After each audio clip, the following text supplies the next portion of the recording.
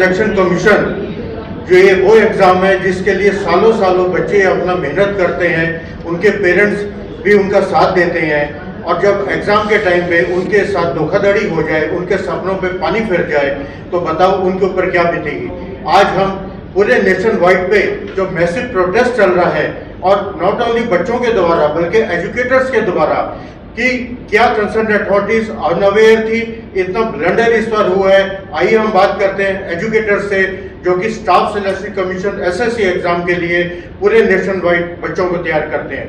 बताइए। मेरा नाम रविंदर सिंह है और मैं एसएससी एग्ज़ाम्स के लिए काफ़ी टाइम से स्टूडेंट्स को पढ़ा रहा हूँ।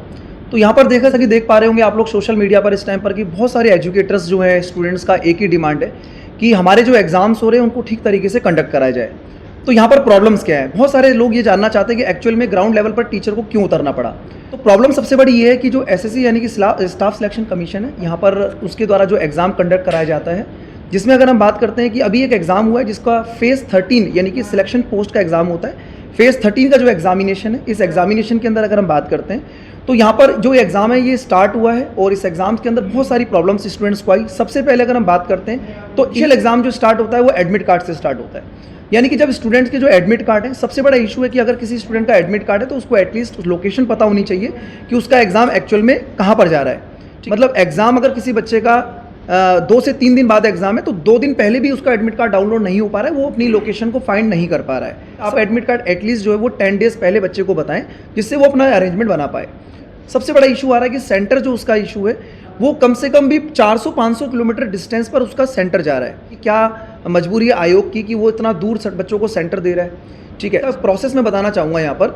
ठीक है, कि प्रोसेस ये होता है कि जब आप एप्लीकेशन फॉर्म को आप फिल करते हैं, आप किसी भी वैकेंसी को अप्लाई करते हैं, तो उसमें आपसे 3 स्टेट का प्रेफरेंस मांगा जाता है, और उस 3 स्टेट की प्रेफरेंस में जो आपके आसपास की जो स्टेट्स हैं उसमें बच्चा भरता है। ठीक है, लेकिन ये पहली बार ऐसा देखने को मिल रहा है कि इस बार जो बच्चों के सेंटर्स हैं वो बिल्कुल उन तीनों स्टेट्स की प्रेफरेंस से अलावा कहीं दूर पड़ रहे हैं, कि डिस्टेंस प्रॉब्लम बच्चों को आ रहा है। और एडमिट कार्ड अगर 2 दिन 3 दिन पहले अगर रिलीज़ होंगे तो वो कैसे वहाँ पर अरेंजमेंट बना पाएगा, किस तरीके से वो ट्रैवल कर पाएगा। अगर एग्जाम उसका मान लीजिए मॉर्निंग शिफ्ट में कहीं भी है, तो एक नई स्टेट पर अगर स्टूडेंट जाता है तो नई स्टेट में जाने पर उसको अरेंजमेंट बनाना बहुत बड़ा कंसर्न। और ये बड़े हैरानी वाली बात है कि जैसे स्टूडेंट सेंटर पर पहुँचता है उसका लोकेशन इंस्टेंट ऑफ टाइम पर चेंज हो जा रहा है। कलकत्ता से उड़ीसा पहुँच गया। मतलब आप इमेजिन कर सकते हैं कि कितना मेंटल प्रेशर उस स्टूडेंट पे आया होगा। ठीक है, कि सारे इश्यूज एकदम सही तरीके से पोर्ट्रेट किए हैं, लेकिन इसमें एक चीज़ ये और कंसर्न आ जाता है कि जैसे सरकार के सेंटर्स बहुत दूर दूर है। ठीक, मेरे पास कुछ गर्ल्स के स्पेशली मैसेजेस आए हुए हैं जहाँ पे गर्ल्स ने सीरियसली ये बात कही है कि मैम मेरा सेंटर 700-800 किलोमीटर दूर पड़ा है, मेरे घर वाले कभी भी मुझे अकेले नहीं जाने देंगे। और ये वो बच्चा, उस फैमिली बहुत ही आर्थिक परिस्थितियों से गुजर रही हो, फाइनेंशियल कंडीशन से गुजर रही हो, तो इनके लिए तो एक बहुत बड़ा क्राइसिस है। तो 2400-2500 करीब वैकेंसीज थी, जिसमें लगभग, एग्जैक्ट तो नहीं, लगभग 23 लाख फॉर्म भरे गए हैं। और ऑन एवरेज अगर हम अटेंडेंस मार्क करके चलेंगे तो 50% तक की अटेंडेंस, 40 to 50% अटेंडेंस जाती है। उस हिसाब से भी अगर हम देखें तो भी 12 लाख, 10-12 लाख और वैकेंसीज लगभग 2500, तो ये खुद में एक बहुत बड़ा एक फिगर हो जाता है।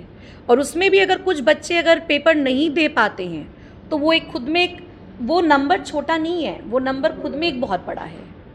एग्ज़ाम में इंफ्रास्ट्रक्चर सही नहीं था, बच्चों के पास फ़ैन नहीं थे, सिस्टम हैंग आउट हो रहा था, सिस्टम चल नहीं रहा था, पेन नहीं दिए गए थे उन्हें, पेन सूखा पेन था। फिर जब बच्चे कंप्लेन कर रहे थे तो कोई टेक्निकल सपोर्ट नहीं आया, जो आया भी तो उनको थोड़ा सा डराया धमकाया। ये बातचीत हम मानते हैं कि ये बात पहुंची भी है, बट इसका जो एक्नॉलेजमेंट है वो भी हम वेलकम करते हैं। बट द पॉइंट इज़ कि आगे का कोर्स ऑफ एक्शन क्या होने वाला है। अभी जो हमारी प्रॉब्लम्स थी वो पहुंच गई, एक्नॉलेज्ड है, that's good, but the point is कि what will be the next course of action.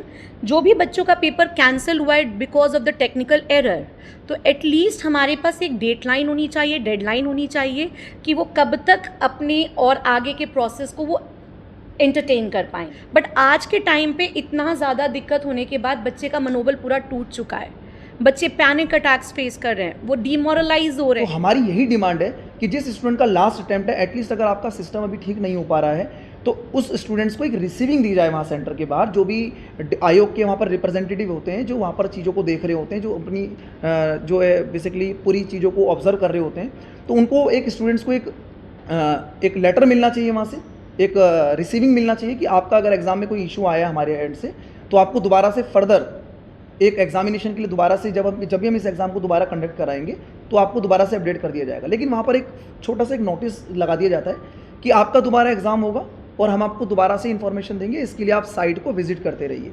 लेकिन जब तक उसके पास प्रूफ नहीं होगा, कोई प्रमाण नहीं होगा, तो वो कैसे उस चीज़ को वेरीफाई कर पाएगा। तो सबसे बड़ा इशू ये है कि बड़े एग्ज़ाम्स हैं, जैसे इन्होंने सिलेक्शन पोस्ट का एग्ज़ाम लिया जिसकी हम बात कर रहे हैं। इसके बाद एक बड़ा एग्ज़ाम जो बिल्कुल लाइंड अप है, 13 तारीख से स्टार्ट होने वाला है, 13 अगस्त से, combined graduate level examination CGL जिसको बोलते हैं, सबसे बड़ा एग्ज़ाम होता है ये, ठीक है। इसमें बहुत अच्छे डिपार्टमेंट्स के जो है स्टूडेंट्स वहाँ पर अलॉट होते हैं। और मेरा तो ये अधिकारियों से ये विनती भी है कि जो भी अधिकारी आज इस वीडियो को देख रहे हैं, ठीक है, विनती है कि इस चीज़ को अपने संज्ञान में लेके आएँ, ठीक है। स्टूडेंट्स की जो प्रॉब्लम है उसको रिजॉल्व करें।